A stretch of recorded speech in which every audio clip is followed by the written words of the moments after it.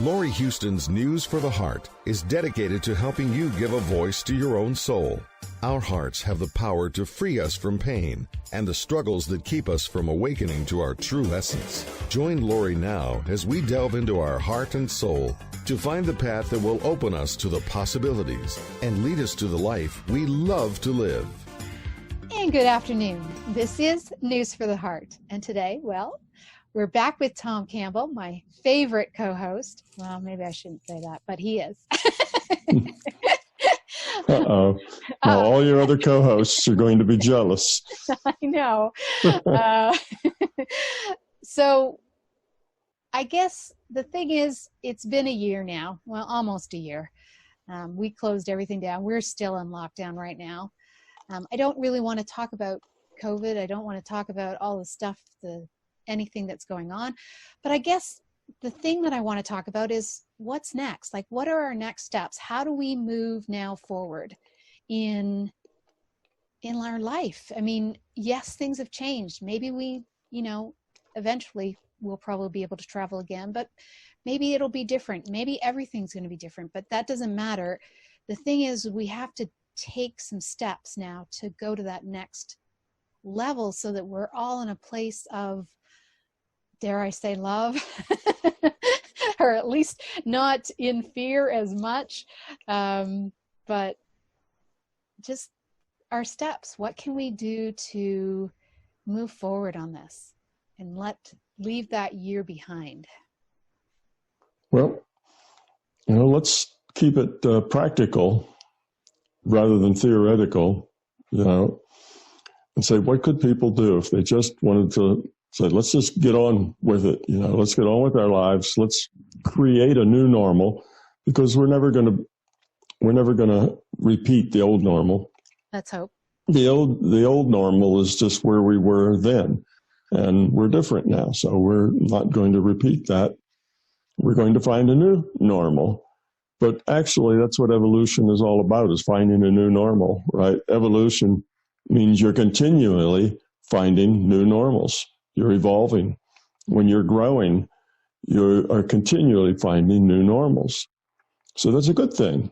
Right. It's a good thing to be booted out of your comfort zone and have to do new things, new ways, do without things you used to have new things that you can perhaps do that you didn't think of before, and start to create a new normal. And as soon as that new normal gets really normal, in other words, becomes another rut, well, then it's time to grow up and change and get a new normal. Right. So what are some of the practical things we could do? Well, one thing that I would suggest that many people do is turn off the news. Mm-hmm. Stop spending so many hours listening to what other people's opinions are about everything.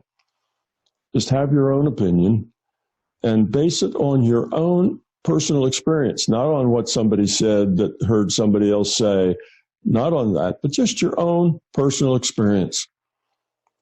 Say, about, you mentioned the, inoculations, getting the shots. Well, instead of basing your thoughts about that on all the stuff you've read from all the other people, and you've been, digesting and getting all this information about it, just what's your experience? What's your experience? Have you ever had an inoculation for something before? Well, you probably have. A lot of those are mandatory. You've probably had smallpox. You probably had polio. You've probably had a bunch of other ones. And did you suffer a lot, or was it okay? Did you get polio anyway? Did you, get smallpox? Well, you probably didn't. So just look and use your own experience to come to your own conclusions about what it is you think is the best to do. Aren't those cures? Like, from what I understand, this vaccine's not a cure. Like, well, other ones with polio and some of the ones, those are cures. They are pretty much cures in the sense that they have a very high percentage of people who, once they take that inoculation, say, against smallpox, there's like a 99% chance they won't get smallpox. Well, some of the inoculations against COVID are almost that good. They're up in the 95, 98. At least the Pfizer one, Pfizer, Spitzer, whatever, they're up in that thing. And yeah, that's pretty much a cure. Right now, they don't know how long it'll last. You'll get some immunity, but whether that immunity lasts for 6 months, a year, lifetime, they don't know yet. And, that's ongoing. But we know that at least in the short term, they're pretty close to a cure. When you get above 90%, then you're getting into that cure range. That it just doesn't happen anymore because so many people are invulnerable to it that it just doesn't get passed around anymore. It just dies. It never makes it into the mainstream because there's so many people who are inoculated against it, they won't transmit it. So the virus just can never get a hold. So then it's called a cure. So I'd say at least the Pfizer one, Spitzer, whatever, that's probably close to a cure if it lasts a long time. Now, maybe you'll have to get a 1-year booster or, who knows? Most of the flu shots that have been around for decades, you get them every year. But that's not necessarily because their immunization doesn't last any longer. It's because the flus keep changing. You get different flu bugs, every year, so they give you a different shot. So now this one, of course, is changing too. But the changes so far have not been outside of what the inoculation can handle. And they can always change that inoculation just like they do with flus to kind of keep up with what's new. If there's a variant that gets going and gets widely spread in society, then they'll probably come up with another shot for that. So it depends. Like the new ones we've seen have been easier to catch and spread, but they don't do as much damage. They don't make you as sick. So, it's a difference. They've been blowing that one out of the proportion. Yeah. Since they've been saying it, all of our numbers have been going down. They haven't been going up. Right. Right. Yeah. They're not going. It hasn't gotten going yet. And they think that the vaccines that are out there will probably work to some extent, with the new variants as well. They just haven't tested them yet. Well, we're in the mode right now where people are worried, people are concerned. They hear a lot of scary stuff on the internet. Oh, don't do this. It'll kill you. It'll do this. It'll do that. And we hear all this stuff. And most of that we hear just isn't true. But the problem, and I don't want to make this show about this, but isn't the problem that they really haven't done any tests? I mean, they haven't been able, usually these things take years to develop. Mm-hmm. They do, but no, they've done all the tests.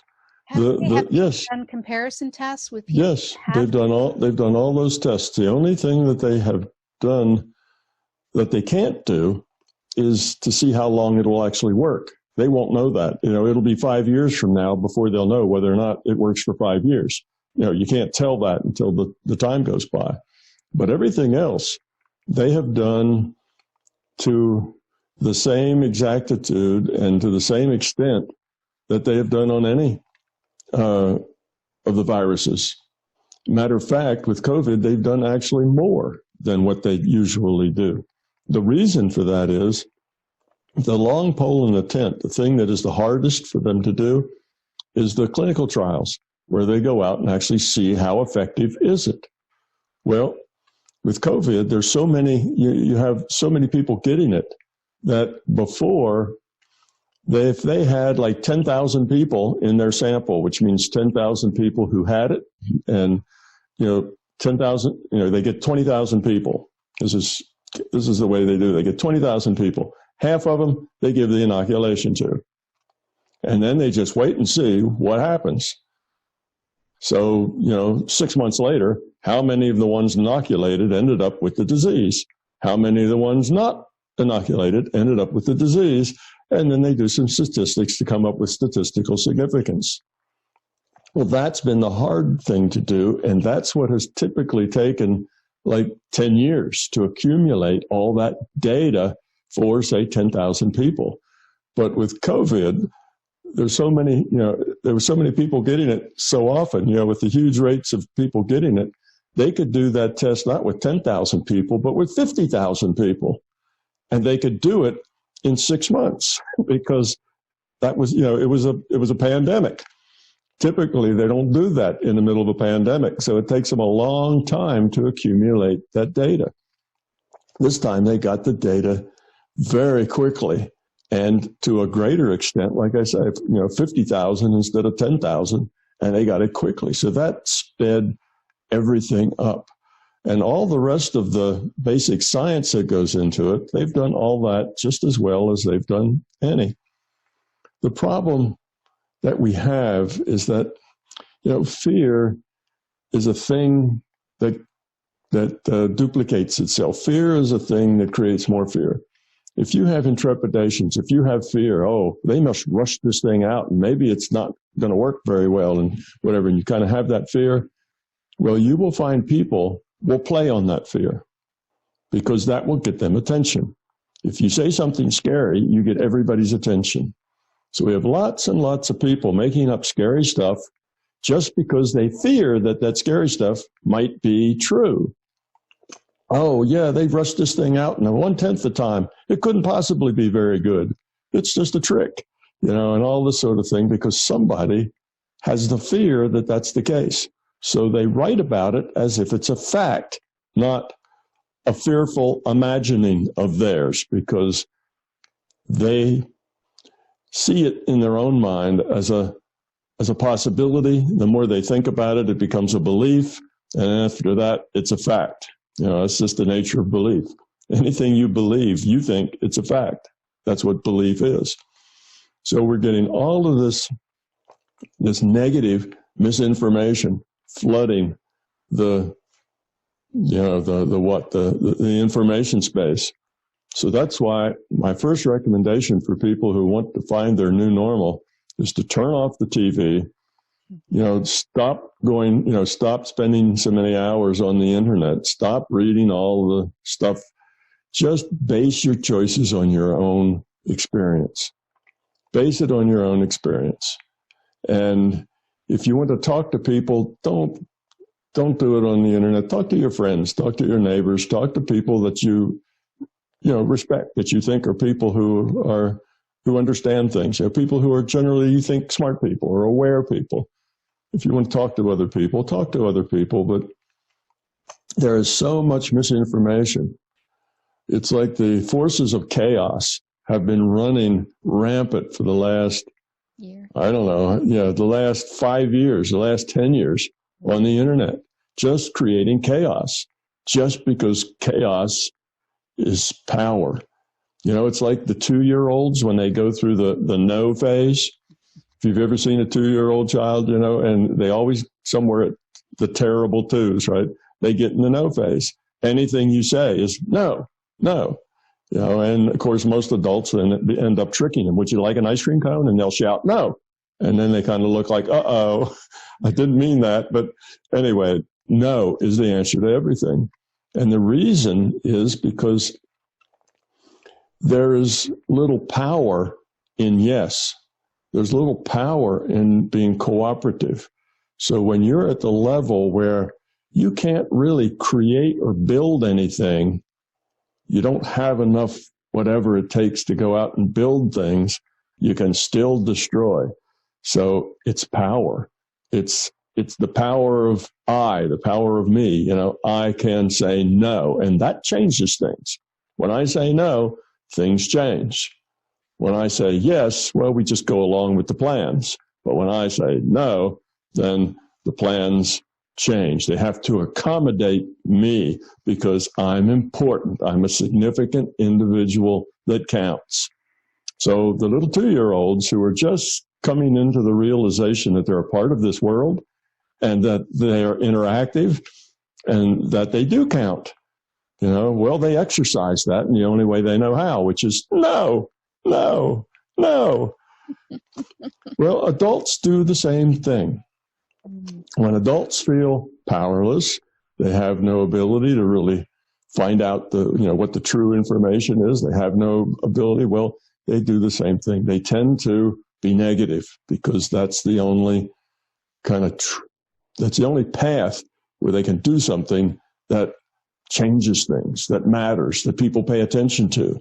So we have lots and lots of people out there who are expressing their fears as facts because they can't express anything else. They don't know enough to express to express facts, because facts you actually have to dig to get to. You don't get those by reading Facebook.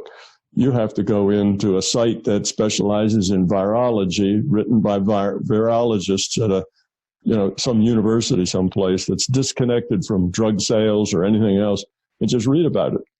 Read about it. Things that were posted years ago have nothing to do with COVID. Read about how it works and what they're doing. And then you can hopefully have some facts. But if you just hear stuff on the internet and people are making things up, most of that is negative because people want to express themselves. They want to be heard. They want to make a difference. And the only way they know how to do that is with negative stuff, because positive stuff actually takes information, takes knowledge, it takes experience, it takes expertise to say something positive. So unless you've done a lot of homework, it's hard to say something positive without a lot of knowledge. It's easy to say something negative with no knowledge whatsoever. You see, so being negative is just an easier thing to do. And people want to say something. They want to have have an effect. So anyway, we've had, in the last decade, we've had this onslaught of misinformation on the internet. Well, when you have new technology, you go through phases in the beginning where that technology gets abused and used poorly.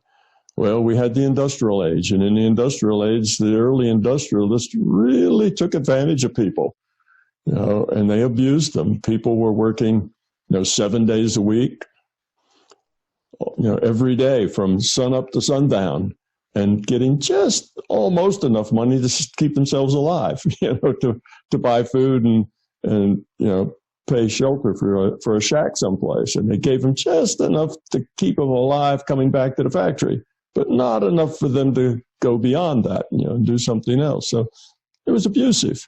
And we had the robber barons who were very abusive. They shanghaied people, Chinese people, and brought them over here to work on the railroads and things. It was abuse all over. Well, that worked itself out, 100 years. It wasn't quick, but it worked itself out.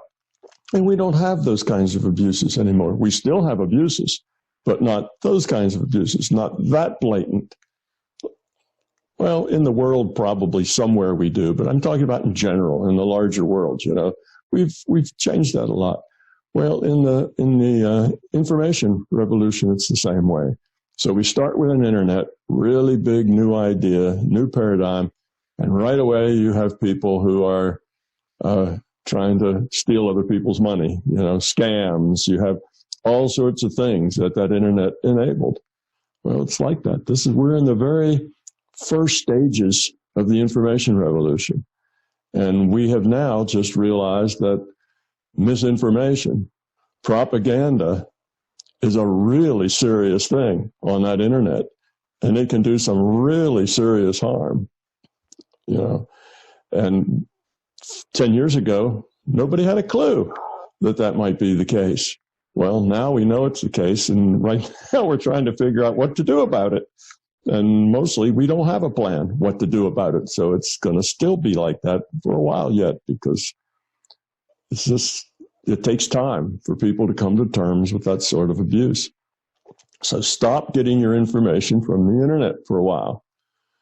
Okay, particularly just from people who are talking.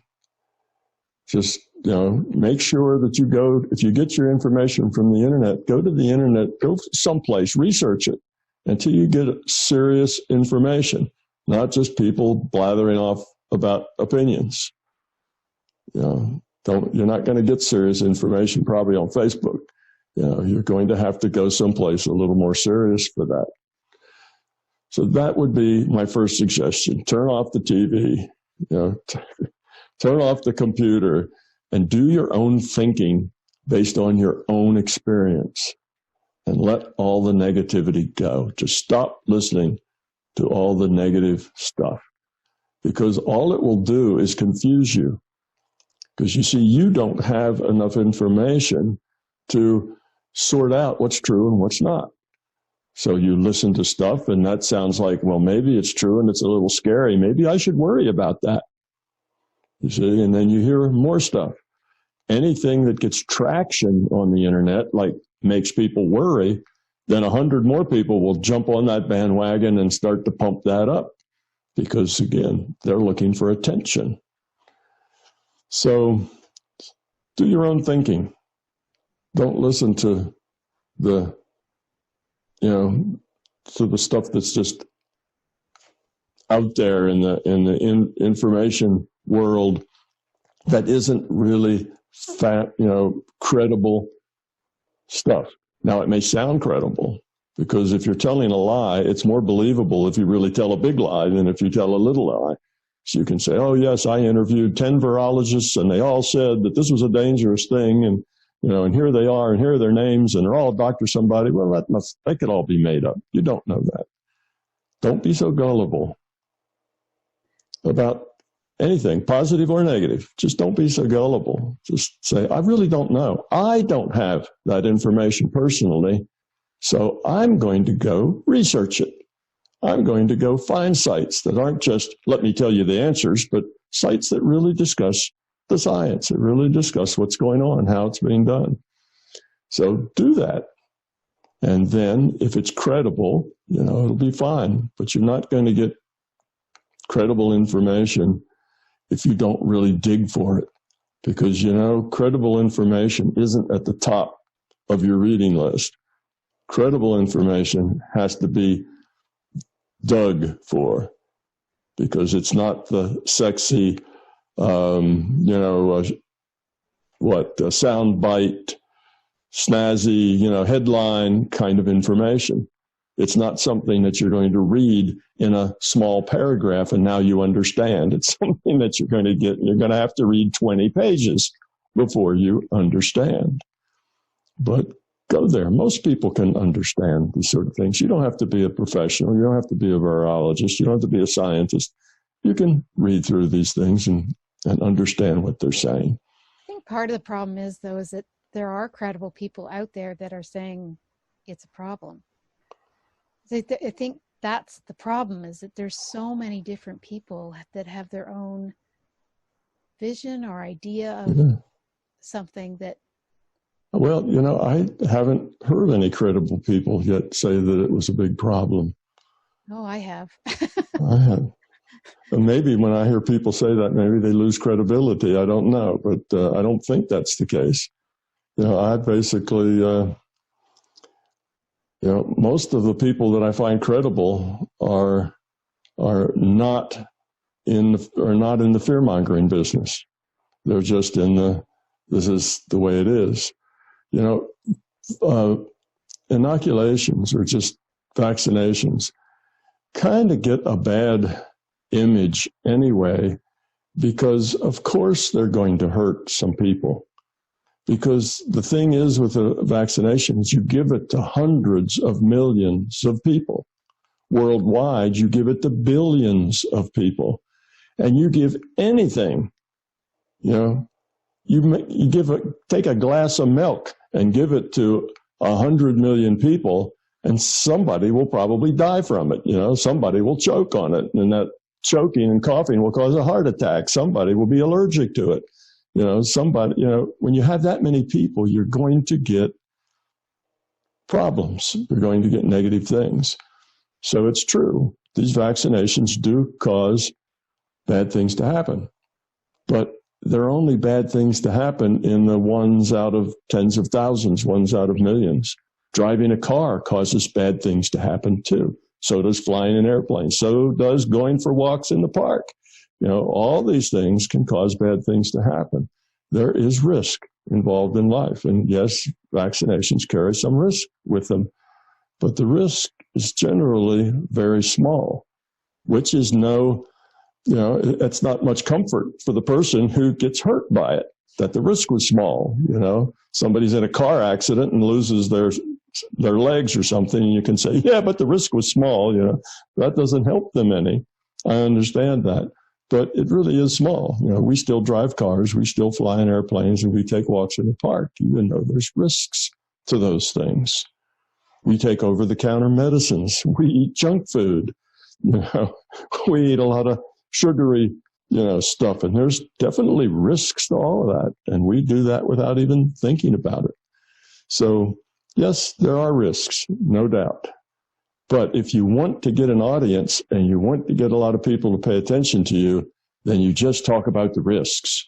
You talk about the negative because negative grabs people's attention. Positive does not. That's part also of our survival. Our own survival instincts tell us to pay attention to the bad stuff so we can make sure that doesn't happen to us.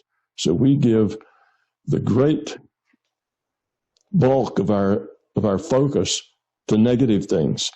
That's why if you look at any newscast, you'll find it's all about the horrible things that have happened. And any newscast that's just about, oh, Tommy got the very present he wanted for his birthday, and he is so happy today, nobody's going to talk about that. That's not news. Nobody really cares that Tommy's happy about the present he got for his, 6th birthday. That's just not news. But, Tommy, gets run over by, a neighbor's bicycle and has a head injury. Well, that's news. We want to hear about that because now Tommy got hurt, and that'll go right up there. And we all want to hear about that. So that's just the way we are. We focus on the negative. It grabs our attention. So anyone out there in information land who wants to get attention and wants their stuff to be listened to and wants their name to be remembered, they know to speak about negative things. Speak about fearful things. Tell people about things that are terrible and awful. And that gets them an audience. It gets them important. It gets them, reporters will come around and ask them. It gets them interviewed. And suddenly there's somebody to be reckoned with just because they say things that are scary. So we have this bias in our attention, this bias in our incentives to go talk and say things to people, en masse. And all of those biases point in the negative direction. So you just have to realize that when you go and read a newspaper, when you go onto the internet, there is this big bias toward the negative. It's part about us because that's what gets our attention, and it's part about them because that's what makes them successful as, a channel or whatever. They tell you the stuff that makes you pay attention. They get more viewers. They sell more ads. They make more money. And it's all about being negative, sensational. So big bias out there. So you need to look at that and just kind of take the negative knob and turn the negative down about 80%. And that makes it more of an even story because that's just the way we are. So that's the first thing. Get out of negative space. If you go read things on the internet and come away angry, stop it. That's not good. Don't read that stuff anymore. It's not healthy. And probably it's not true. Probably it's there because it makes you interested. It sucks you in. And as soon as it sucks you in, somebody else is making money. You click on some site, that person who owns that site gets paid because of their advertising. Okay, so who doesn't want to get paid? Well, the more you can suck people in, the more scandalous, the more negative, the more scary, the more money you're going to make. So that's just, again, that's the internet. That's what comes with this information age. And we haven't yet figured out what to do about that. It's got this huge negative bias attached to it. So just let all that stuff go. Think for yourself. Turn it off. Stop getting news. If you want to go to the internet, then look at pictures of cats. Style up, pictures of pretty trees and fall foliage and, waterfalls spilling over forest groves, get something that's interesting and helps you feel better. Makes you laugh. Yeah. Dude, if you're going to go to the internet, then get entertained by it in ways that are positive. Don't be sucked in to the negative stuff. So that would be my biggest thing for people who want to start a new life is unplug from the negative. You don't have to unplug from everything. Just unplug from the negative. Stop believing everything you hear, particularly everything that's negative. Just let it go. Talk to people who have gotten a vaccination. If you think it's scary, just talk to your neighbor. Did you get a vaccination yet? And if they say yes, you can say, well, did it hurt? Have you had problems? Have you gotten the disease? And see what you get. And make your judgments based on that. Do your own research. Because this big negative bias is scaring everybody. Fear is such that once you get scared, you're open to be scared more. Fear creates more fear. And it builds and it builds. And pretty soon you have a whole population that is kind of freaked out on fear and don't know what to do. And it's like they're being bombarded from different sides and they don't know what to do. The only thing they can do is have a panic attack, kind of curl up in a fetal position and spend an hour hiding from the world. And I think a lot of people kind of feel like that's what they'd like to do. It's just kind of withdraw for a little bit, but it's a good idea. Withdraw. And if staying away from media for a day or 2 days, see what it does to your attitude. Just turn off the media for 2 or 3 days. And see how you feel. No politics, no COVID, just tune out for a week. And I bet at the end of that week, you'll feel a lot better. You just feel a lot better. So the other things that you can do is realize that fear is the problem. Anything that's wrong, any problem you're having, anything that makes you unhappy, it's fear. Fear is the basic problem, period. Well, you need to get rid of that fear. Okay, so let's talk a little bit about fear versus, good sense. Okay, so some people would say, well, it makes good sense to be fearful if there's something scary out there, right? Fear will save you. No, fear doesn't save you. Fear always makes you stupid. It doesn't save you. Being well-informed saves you, not fear. The reason, that you should, get inoculation or not get one should be on the information you have gleaned from, good sources, not fear. So even if it's just the fact that you are angry, well, that you're angry because you have fear. If you're unhappy and your life is painful and your relationships aren't good, that's because of fear. So know that fear is the problem. And loading yourself up with more fear from the internet is just throwing gasoline on that fire that's already burning inside you, making your life difficult. So jettison as much fear as you can. If you know people and friends of yours and neighbors and all they want to talk about is fear, fear, fear, fear, what's the scariest thing you've heard? Don't go there. Don't talk to them. Change the conversation. Go talk to the neighbor on the other side. Just don't hang out with people who are all about fear. You need to reduce that fear. in yourself. It is fear in a lot of cases that are pushing people to get vaccines. They get it because they're afraid. That's the wrong reason. I know. You know, that's the wrong reason to get fear. That's the wrong reason. I mean, that's the wrong reason to get a vaccine, and it's the wrong reason to not get the vaccine. Fear shouldn't be a reason either way. Fear is not helpful. Fear is useless. Do your own research. And don't just do research, by talking to people, on Facebook. That's not research. It doesn't count as research. Listening to the drivel that is out there in this very negative, biased information space that we have, that's not research. So no, fear should not make you want to get it or keep you from getting it. Fear's the wrong thing. If fear is motivating you, just stop. Let go of the fear. Think for yourself. Do your own research. Think about it. Talk to people who have gone through it before you. Do some solid research places. Call up your physician, talk to them. Just try to get information wherever you can. See what they tell you.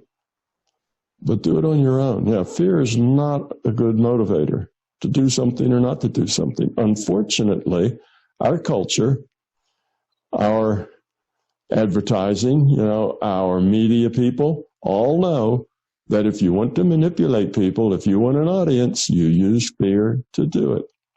Religion, same thing. It's that fire and brimstone, that pulls them in and gets them putting those coins in the box that gets passed around. It's fear. So you just need to realize that there's lots of fearful people in the world, and every one of them would like you to be frightened about the same things they're frightened about because it makes them feel better. So they're all going to try to convince you to be frightened about the same things they're frightened about. Well, you need to not go there. You need to just not be moved by that, not get sucked into that, because then you're fearful. Now you're going around getting other people to be fearful like you are, and it just spreads, and pretty soon the whole society is kind of locked up in a coma. They don't know what to do or how to do it. If they, they're afraid not to get it, and they're afraid to get it. It's like there's no choice that isn't damned. Damned if they do, damned if they don't. Everything is fearful. Well, that's not a good place to live. That's not the way forward. The way forward is to turn off the fear. Don't talk to those people. And if they're like that, walk away or change the subject. Don't listen to that stuff. Just live your own life. Decide what it is you want to do. Go do it. And then deal with it. You don't always know the big picture. You don't always know. There's a lot of things you don't know. And many people just won't do the research. It's just not the way they function. They don't function by doing research. They function by asking friends. They function by, stuff that happens on Facebook. That's how they function. So a lot of people won't do that research. So what should they do? Well, they should just put it all aside, go inside their mind and say, what do I think is the best thing to do? And then they should do it. And then they should be aware of what are the consequences of that, and accept the consequences. Say, okay, I took the vaccine and because I thought that was best, I'll accept the consequences. We'll see what that does. And, if it turns out to be bad consequences, I'll live with that. My life will still go on.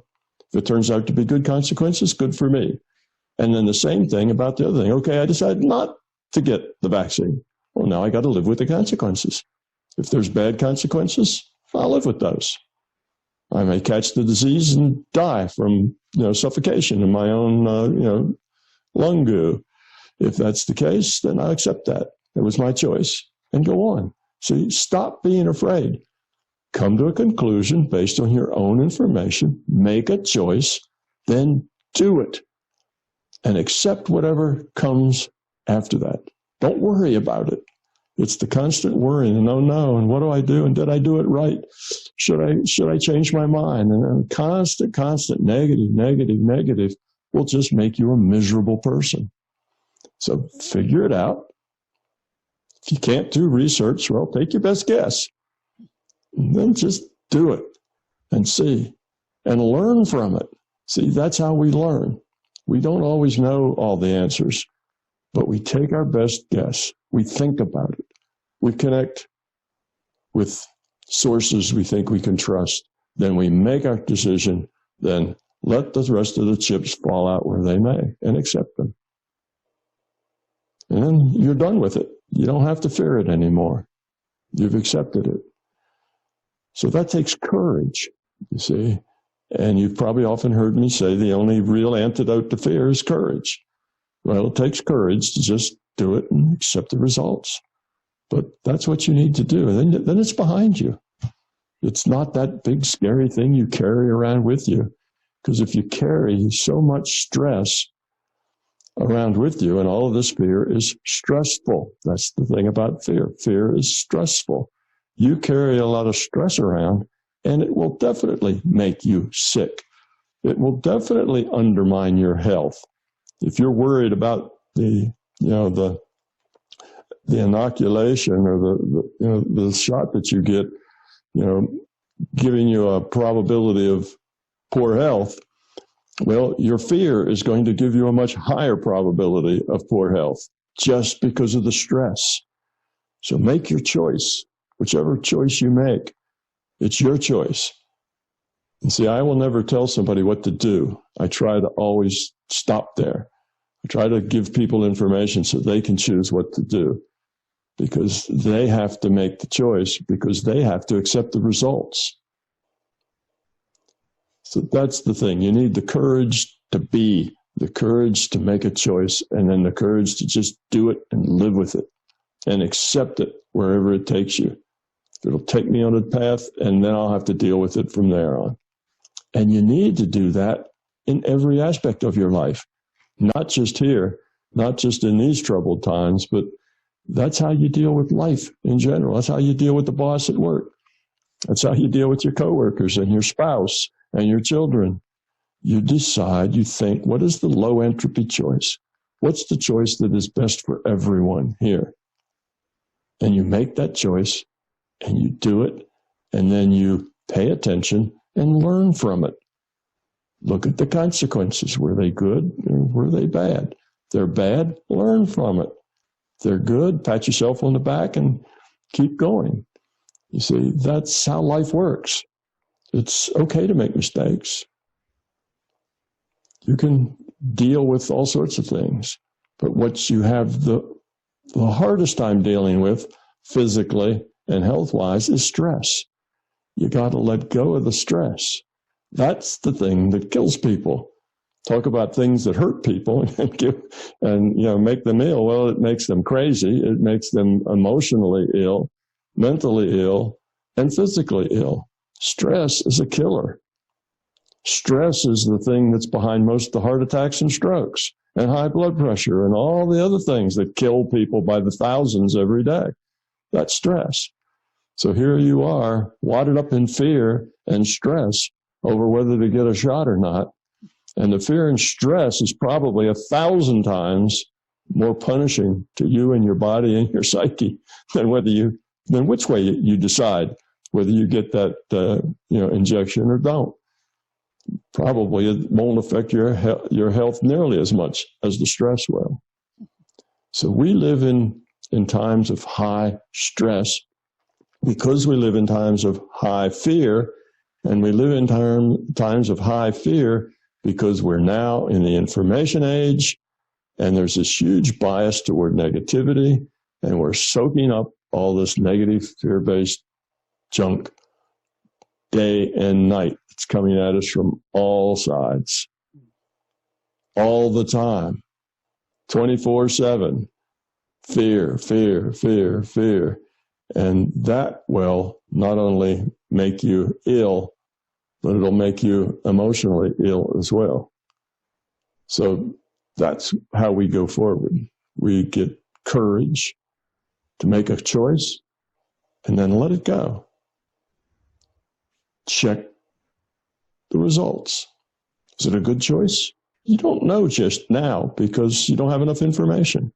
So make one anyway. Do your best. Give it your best shot. And once you give it your best shot, stop worrying about it. You'll deal with whatever happens, and you'll learn from it. See, that's the thing. That's the way to go through life. And it helps if you have a bigger picture. So you know, well, let's say I make a bad choice and it kills me. Well, that's really not such a big deal.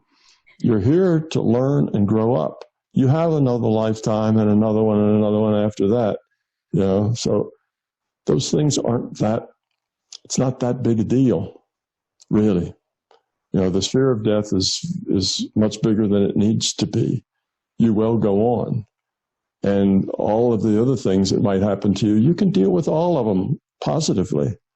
Let's say you don't get the shot and you end up with COVID and die from it, or you just have heart problems after that, or maybe you just get over it.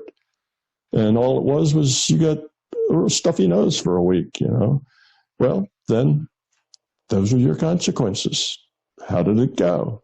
Are you immune now because you had the disease and it just took a stuffy nose? Oh, well, maybe that wasn't so bad. You see, did you give it to anybody else? You know, did you like kill grandma when you went to see her for her birthday? You know, well, that would be bad. That would not be a good consequence. So, you know, again, you have to look and see, how does it affect not just you, but everybody? How does it affect everybody? You don't want to kill grandma. You know, you don't want to do things like that. So where's your choice? Make your choice.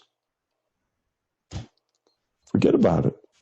Go on with your life and do that in all your stressors. Dealing with your boss. Okay, how are you going to deal with your boss? Well, maybe one way is to find another job. You know, another way maybe to go in and have a heart-to-heart talk with him. Another way would be maybe just to keep your mouth shut and keep on keeping on because that's the best way. Well, any of those things that you decide it, do it, live with the consequences, and don't stress over it. Have the courage to live your life. Make your choices. Take your knocks, take your consequences, and learn from it. See, that's the optimal way to, the question is, how do we move forward? That's the optimal way to move forward in all phases of your life. This going out and getting into the fear exchange where you get fears, you get scary stuff and you pass the scary stuff around. Everybody's talking about the scary stuff and nobody knows what to do and everybody's upset and you're damned if you do and you're damned if you don't. Your stress levels are up to here and that's not helpful. Where is that taking you? It's taking you no place good. You just need to walk away from all of that. Make a choice. And do it. And it doesn't even matter so much what the choice is that you make. What matters is that you make the choice and learn from it. If you make a poor choice and grandma dies, then you can look back and say, oh, that wasn't a good choice. Or if you make a good choice and grandma doesn't die and nobody dies because you didn't give anybody the thing, because once you got sick, you stayed home and all you got was a snuffy nose and, well, maybe just a snuffy nose is an easy way to get an immunity. That's probably even less trouble than getting a shot in your arm, right? Well, okay, it worked out pretty good because you were smart enough to take care of it and not make grandma sick. So, it's not like this is the right path and that's the wrong path. There are just paths. And there are paths that you can learn from, paths that you can grow from because of looking at the consequences. And your whole life will become fun, and it'll be like a maze that you're negotiating, this maze. And it'll be fun because you just make choices and you accept the consequences of the choices.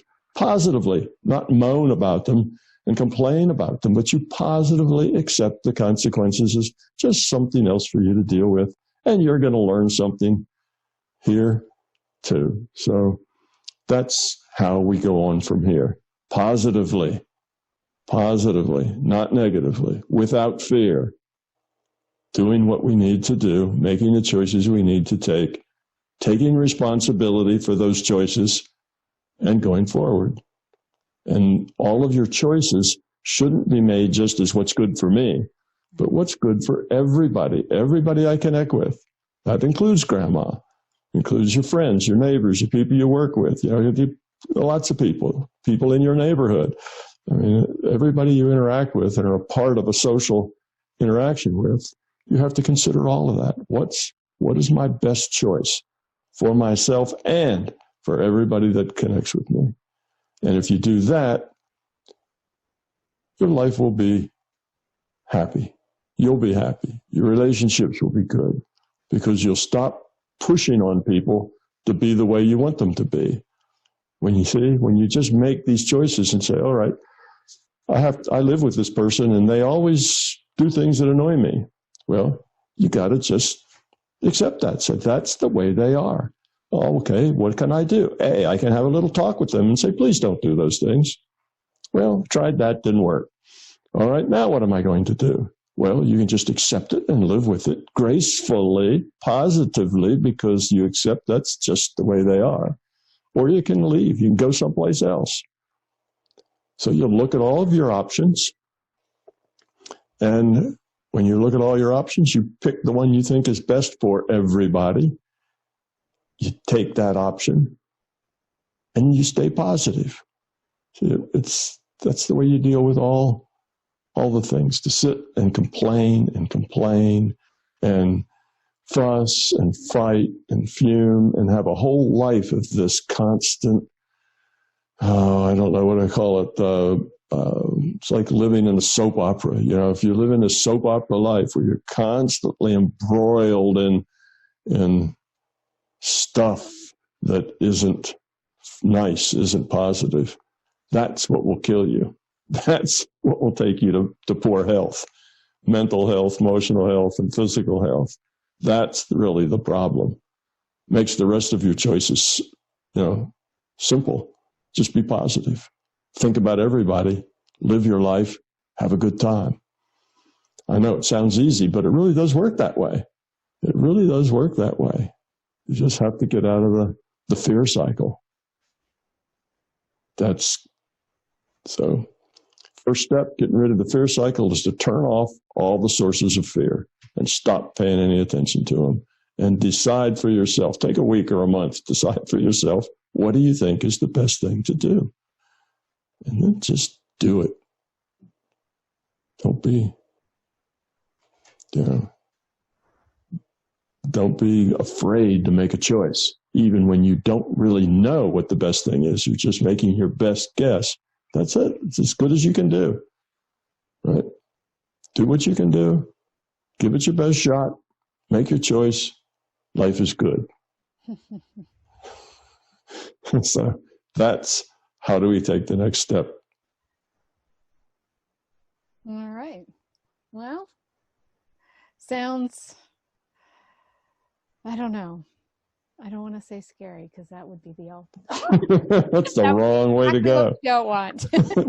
Yeah. Yeah. Well, interesting times, but I get it. Yeah. Now, again, like most of the things that I talk about, it's easy to say, harder to do. But even if you just do a little bit of it, if you just shut out half of the negative stuff that you're involved in, that'll help. Or just a quarter of it, that will help. If you're engaged in anything that leaves you upset and angry and stressed, stop it. Don't do that anymore. Stop it. And you can't stop it by making other people change. You have to change yourself. Just don't go there. If it upsets you, it's because you have fear. Fear is what causes all your problems. Fear is not the solution. Fear is always the problem. You don't do good things because you thankfully were frightened into doing them. That's doing the right thing for the wrong reason. and that will eventually bite you. Yeah, that will then eventually turn out badly for you. We do that a lot with our children. We don't tell them all sorts of things. We don't tell them about male, female. We don't tell them about what happens, when you hit puberty, and we don't discuss any of that. And it's real quiet. We keep them ignorant, with the idea, well, if they're afraid, of sexuality, then that will keep them safe. No, it doesn't. It just makes them stupid. And they do things that are a lot worse than if they actually had an education and understood what they were doing and why. You see, fear doesn't get people to do, the right things. They have to do the right things for the right reasons. Otherwise, it always backfires and causes more trouble, than it saves. It hurts people. Fear is the problem. You don't stay out of the woods, because you're afraid of the bears. You stay out of the woods because, it's not smart to go out there when the bears are, having their mating season or doing whatever they're feeling territorial. It's a good time to stay out of the woods, not because you're afraid, but because you have good sense. Or at least stay out of the outhouses that are out in Alaska anyway. Did you hear about that poor woman? No.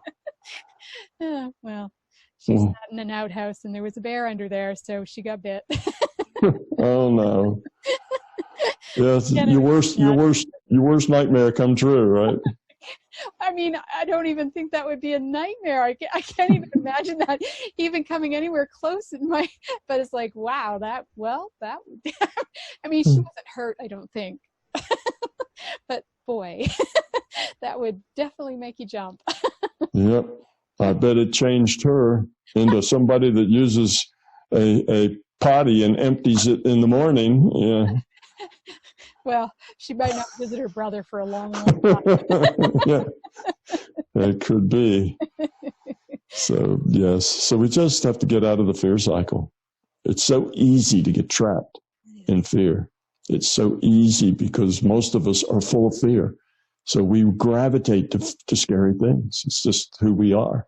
So when you're full of fear, it's easy to latch on to more fearful stuff. It's easy to believe that the scary stuff is scary. Well, there are scary things out there in the world, and you need to be intelligent when you make your choices. Study, research, be intelligent. Stay out of the woods because you know that it's a bad idea to walk in the woods, not because you're afraid to go in the woods. Wrong reason. Both will keep you out of the woods, but only knowing what you're doing will keep you safe if you have to go into those woods. So fear is never the solution to anything, except if you're trying to sell somebody something and you're trying to control people, then fear is the solution. That's how you control people. That's how you get attention. That's how you make money, is by frightening people. Well, I guess that's about it. This has kind of been a fear thing, hasn't it? It's become more a fear thing, yes. Yeah. But